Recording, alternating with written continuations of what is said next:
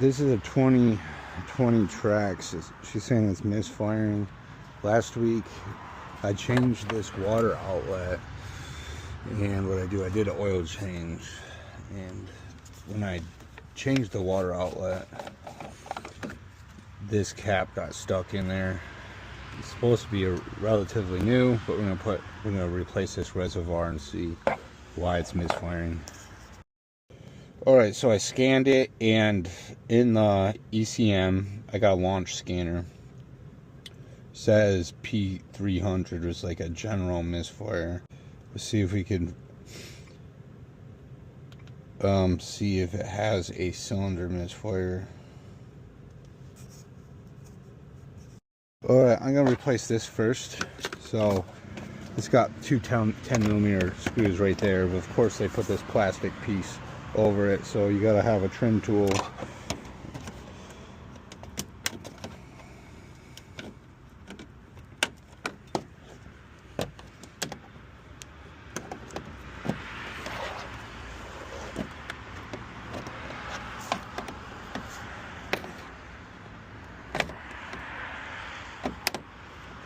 Guys, stick something underneath there so don't leak all over the driveway.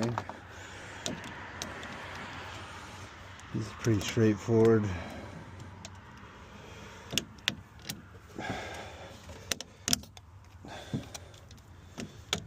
So these ones I found work best. This is at Harbor Freight. You get this for like 40 bucks. Save you a lot of time trying to get those clamps off.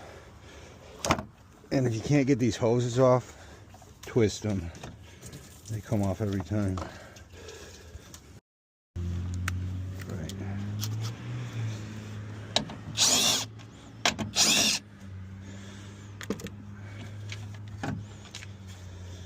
Pretty easy.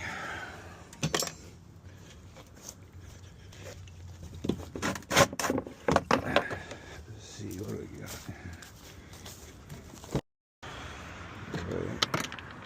Oops.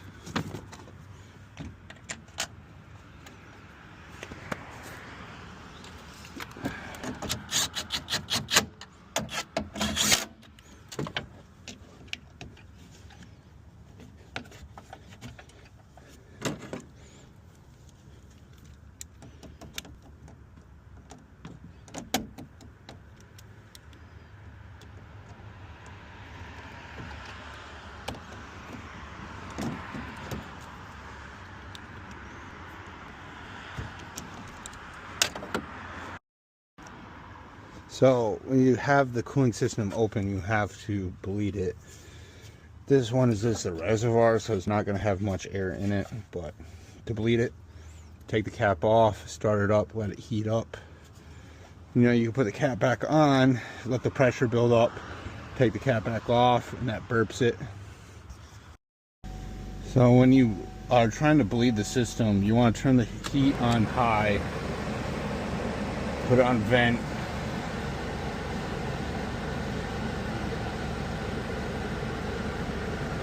And when you start getting heat out of the heater core, you can rev it up a little bit. That's when you know all the air is out of the system. Alright, so now I'm going to do the plugs.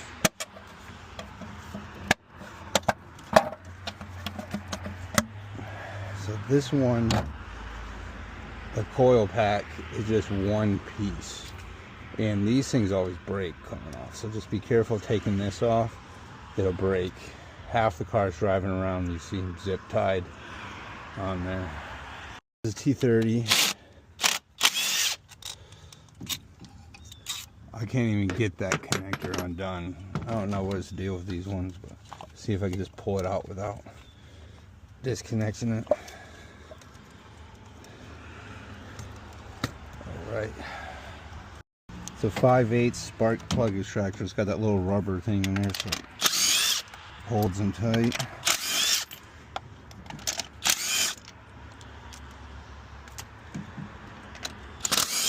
And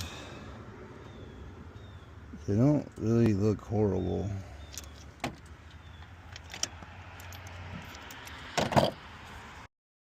So when I compare them to the new one on the left, they do look it looks a little skinnier, which is kind of weird because these are the same Autolite XP 3922. That one says AI. I'm not sure what that means.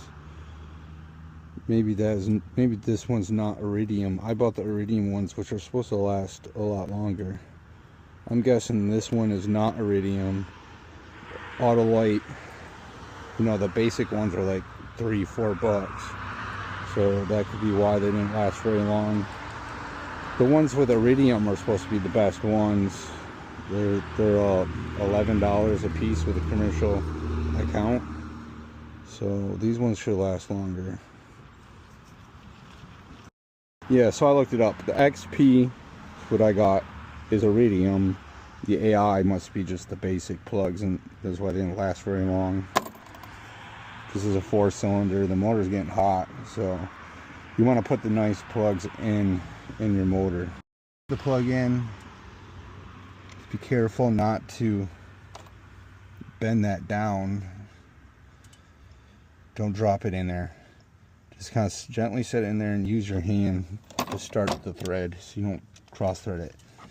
And if you're going to use a power tool, go really light and don't crank it down, because the porcelain will crack.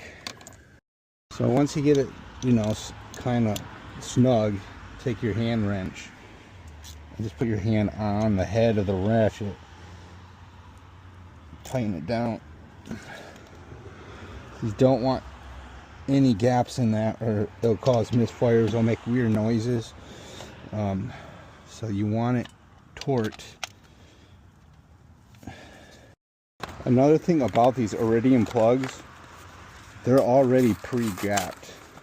You are not supposed to gap them, because if you do gap them, these tips on them, they will break.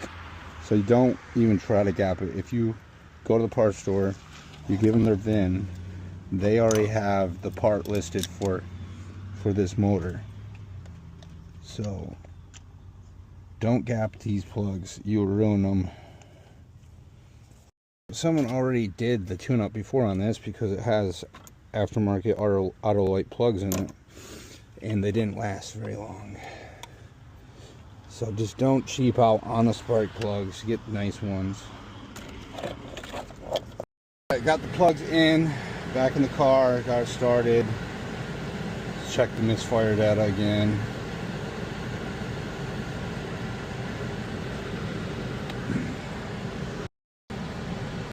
My next job is I'm going to put this used wiper motor, and I forgot what kind of car it was.